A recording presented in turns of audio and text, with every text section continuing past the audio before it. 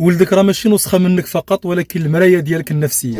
السلام عليكم، أنا كوتش موني. في كل تصرف كيديرو، في كل كلمة كينطق بها، كاين شي حاجة منك كتنعكس فيه. إلا كنتي كتغوت بزاف غادي تسمعو حتى هو كيغوت. إلا كنتي كتخاف غادي تشوف الخوف في عينيه. ولدك كيحس، كيشوف وكيخزن في العقل ديالو أكثر من داكشي اللي كتصور.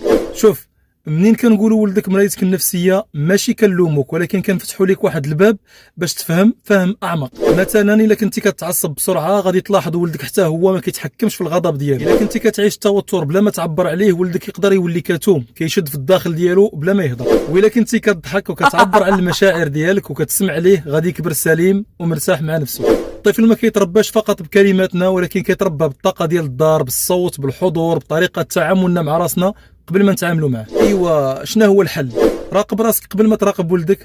خدم على الصحه النفسيه ديالك لانها المصدر. ماشي عيب طلب المساعده او تقرا على التربيه الواعيه. ولدك كيتعلم وكيشوف العالم من خلالك. بغيتوه يشوفه زوين، وريه النور الداخلي ديالك.